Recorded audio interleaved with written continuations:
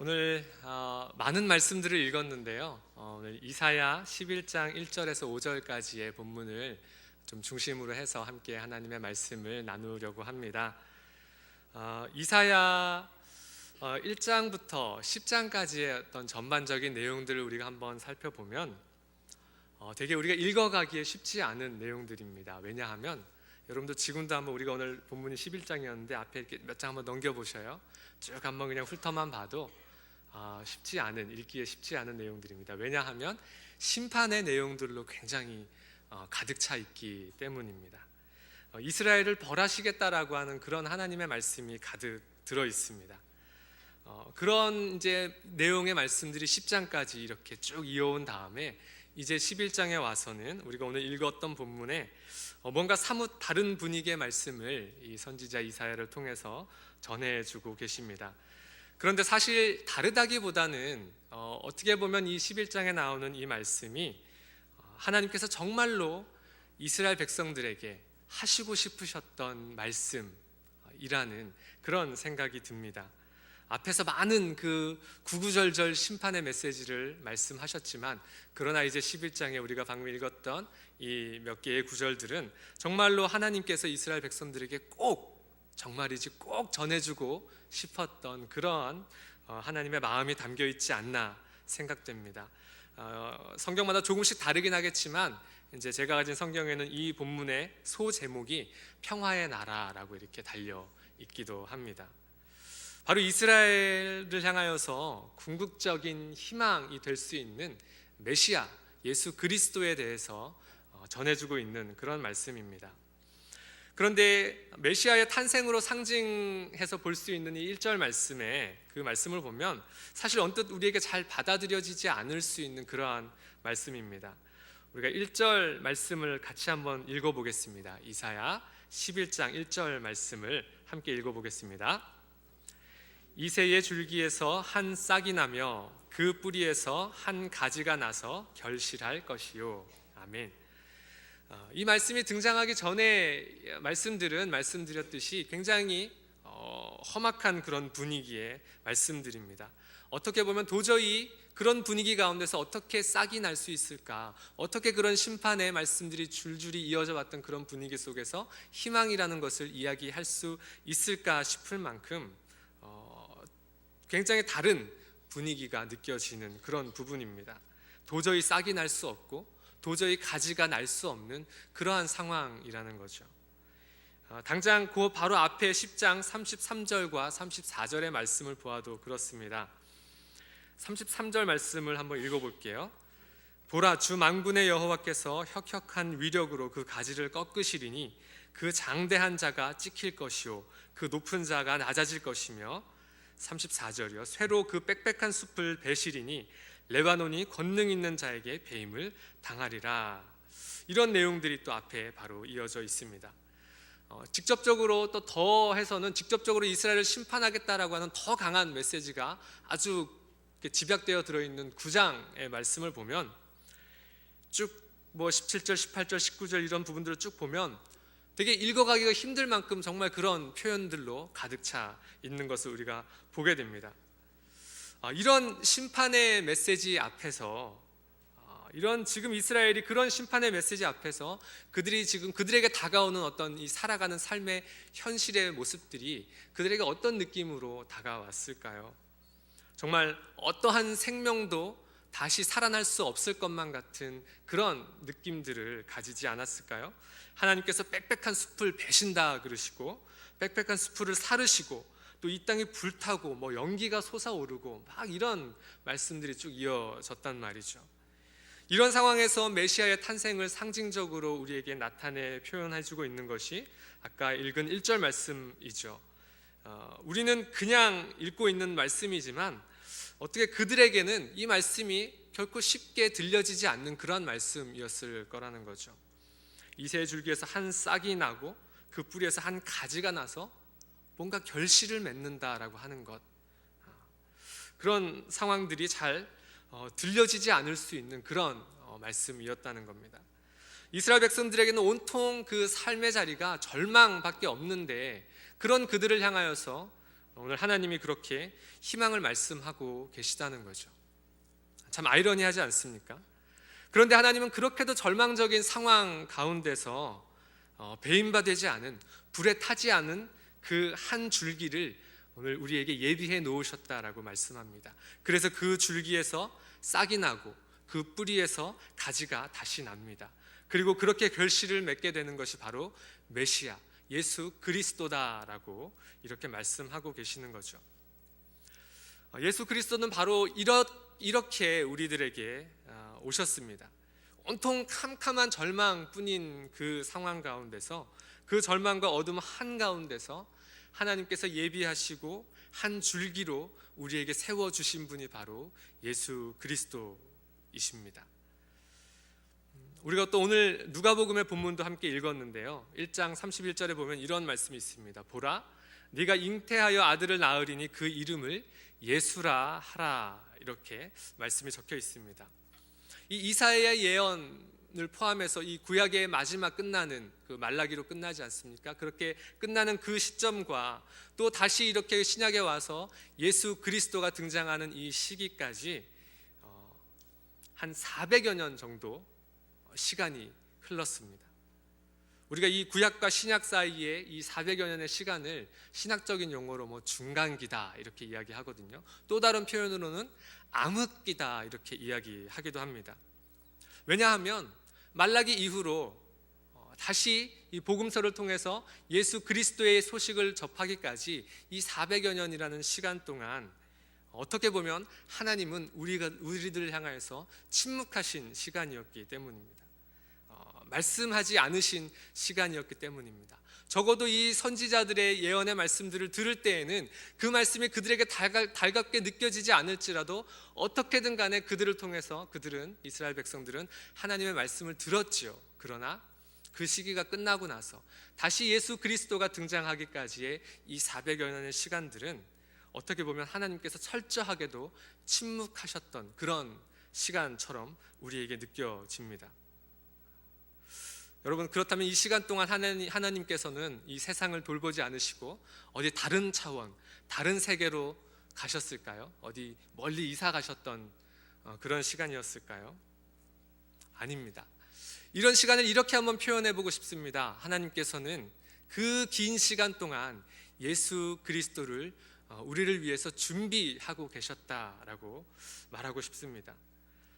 우리가 어떻게 보면 이해할 수 있는 범위 안에서 우리가 더 좀 표현해 보자면, 어쩌면 이 시간은요, 하나님 당신에게 있어서, 자신에게 있어서 너무나도 정말 고뇌의 시간이었을지 모르겠다라는 상상을 해보게 됩니다.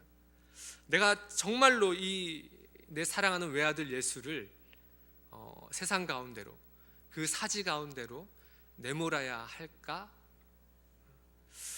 하나님은 어떻게 보면 우리를 창조하는 그 순간부터 이 방법을 생각해 오셨으면서도 정말 이 방법밖에 없는 것일까 생각하고 고민하고 가슴 아파하고 힘들어 하셨을 것만 같은 그런 시간처럼 우리에게 느껴집니다. 그러나 그 시간 중에서도 하나님께서는 신실하게 이스라엘 백성들을 향하여서 하나님께서 하셨던 그 약속의 말씀대로 예수 그리스도를 준비하고 계셨습니다.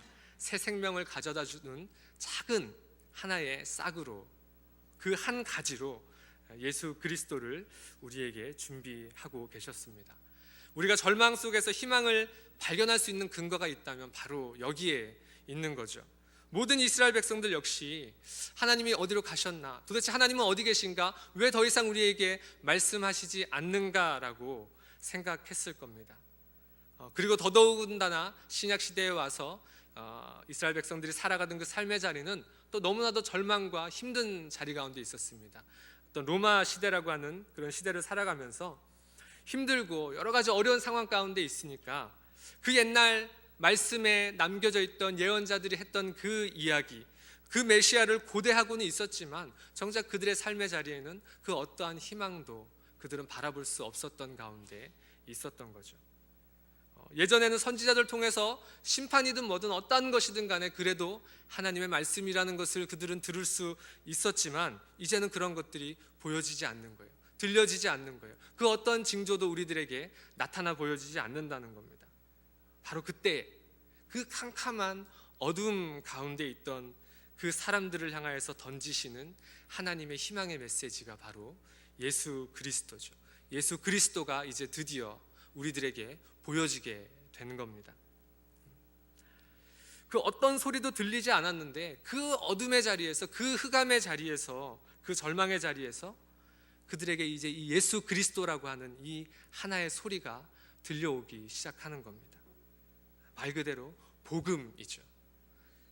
때문에 우리가 이 복음을 듣게 되면 우리에게는 새로운 희망이 생깁니다. 새로운 생명이 우리에게 주어지는 것입니다.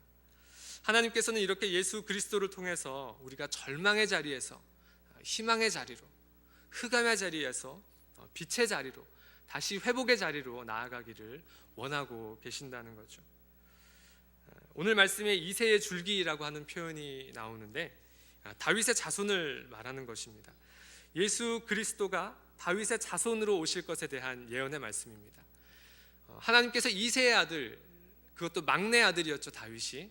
그래서 가정에서 별 볼 일 없어서 대선지자 사무엘이 기름 부으려고 찾아왔던 그 순간에도 그 가족들의 모임 가운데 함께하지 못했던 그 다윗, 그래서 저 동구 밖에서 양을 치고 있던 그런 다윗에게 하나님은 그런 다윗을 세우셔서 기름을 부으시고 이스라엘의 위대한 왕으로 세우셨습니다.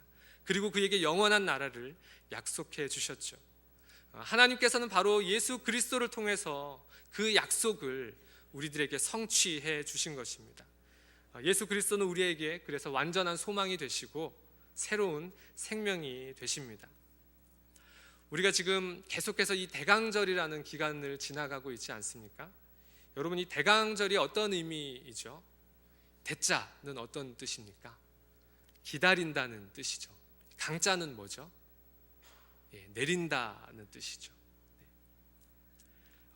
하나님께서 육신이 되어서 예수 그리스도로, 아기 예수로 이 땅 가운데 오심을 기다리는 시간들이라는 의미가 되겠죠. 이 시간들은 우리들에게 희망으로, 우리들에게 완전한 소망으로, 새로운 생명으로 오시는 그 예수 그리스도를 기다리는 시간들입니다. 그런데 그냥 기다리기만 하다가 끝나는 것이 아니라 그 기다림의 시간들의 끝에 우리는 무엇을 보게 되느냐면 하나님의 약속이 성취되는 것을 우리는 보게 되는 것이죠.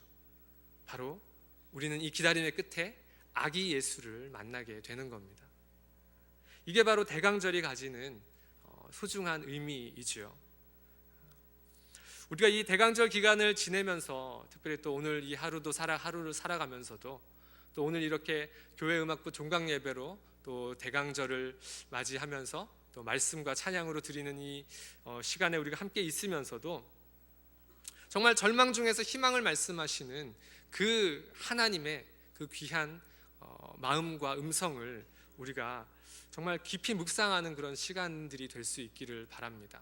특별히 또 대강절 기간을 맞아서 또 우리 담임 목사님을 통하여서도 또 이사야의 대강절이라는 시리즈로 또 계속해서 우리가 아기 예수를 기다리는 그 시간까지 계속해서 하나님의 말씀이 선포되지 않습니까? 바라기는 정말 우리가 이 풍성한 말씀의 그 자리마다, 그 시간마다 희망을 말씀하시는, 그리고 약속을 성취하고 이루시는 그 하나님의 신실하심을 우리가 정말 마음 깊이 묵상하고 감사하고 그런 어떤 하나님의 은혜를 우리가 고백할 수 있는 이 대강절의 시간이 되기를 소망합니다. 그래서 우리들에게 참된 복음으로 오셨고 또 새로운 생명으로 오셨던 그 예수 그리스도를 깊이 깨달아 아는 그런 복된 하나님의 사람들이 다 되시기를 주님의 이름으로 부탁드립니다.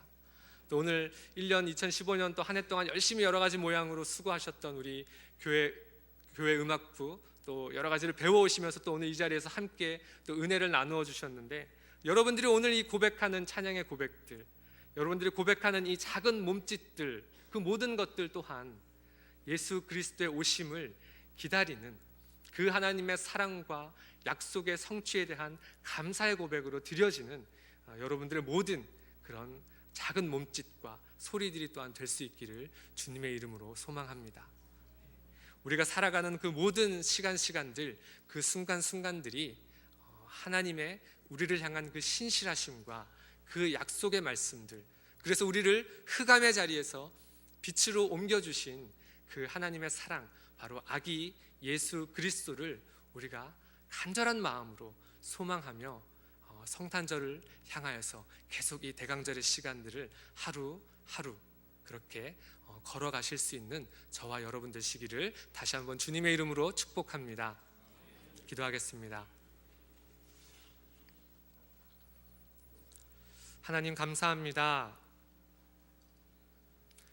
우리를 향한, 이 땅을 향한, 이 세상을 향한 하나님의 크신 사랑을 우리가 예수 그리스도를 통하여 다시 한번 생각하고 묵상합니다. 하나님, 이 대강절의 시간을 보내는 그 하루하루의 시간들 속에 우리를 향한 그 신실하신 하나님의 사랑과 약속하시고 반드시 성취하시는 그 하나님의 귀한 은혜들을 우리가 잊지 않고 기억하며 살아갈 수 있기를 원합니다. 그리하여서 이 땅 가운데 육신을 입고 아기 예수로 우리를 친히 찾아오신 그 놀라운 하나님의 사랑을 우리가 날마다 묵상하며 그 예수 그리스도를 기다리며 깊이 하나님의 말씀을 통하여 하나님과 귀한 교제의 자리로 나아갈 수 있는 그런 대강절의 시간들이 될 수 있도록 하나님 우리와 함께 하시고 도와주시옵소서. 감사드리며 예수님의 이름으로 기도합니다. 아멘.